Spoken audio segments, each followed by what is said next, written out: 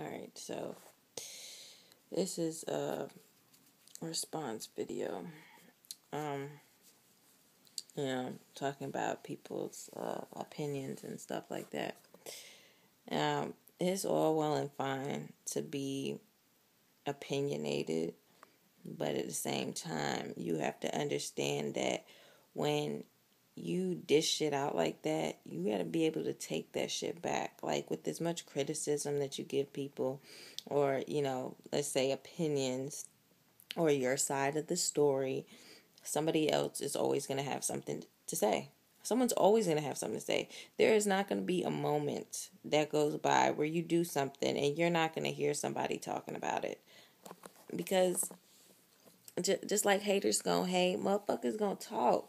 That's what the fuck they gonna do. They always gonna have something to say, whether it's good or bad. The problem is having to whether ignore it or deal with it, or it accept the fact that this person is that way. Like, just because you may feel some way about something, or very strongly about it. Like, I like this. This is what I like. I'm not going to change it. Whereas you have this person that's looking at you like, but why wouldn't you? Why wouldn't you want to, like, open your mind, or, try something new or something like that?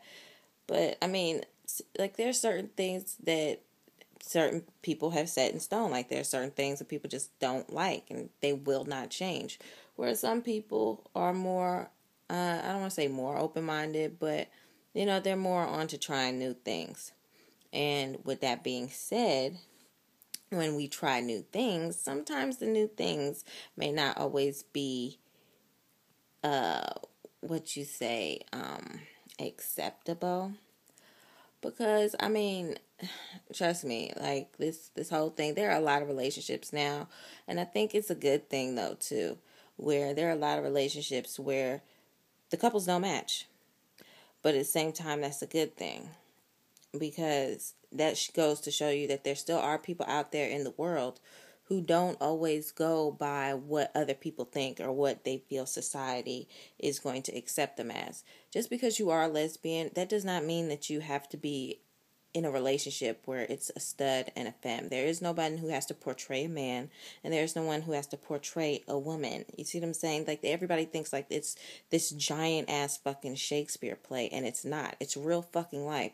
It's not about who portrays who's pretending to be man or who's pretending to be woman. It's about two people in a relationship who decide to be together, who care about each other, who love each other. You see what I'm saying? And people don't understand that. They just think that, oh, well, a guy's supposed to be with the girl and a girl's supposed to be with the guy. So what? So the fuck what? I mean, gorillas ain't supposed to be with monkeys, but they hump whatever the fuck they want to, and that's A-okay because that's nature. You know what I'm saying? When it's in a natural habitat, like, nobody says nothing to nothing to the monkeys and all the other animals in the zoo when they decide they all want to fuck each other and have it one giant ass orgy. Nobody gives a fuck about that shit. But as soon as a bitch lie with another bitch, it's all hell break loose. Or if two studs decide to be together.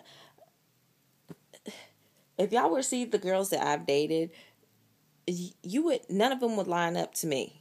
Nobody that you would think to turn the dial to and be like, oh yeah, they make a cute couple. Yeah.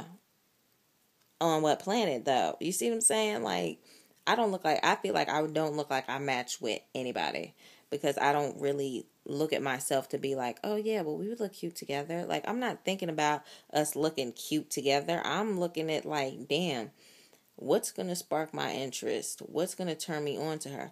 Because to be quite honest with you, it's really not looks that turn me on. Like, I'm going to fuck the shit out your mind, girl. Like, if you can get into here, if you can get into me through here, like, mentally, like, what P did he say?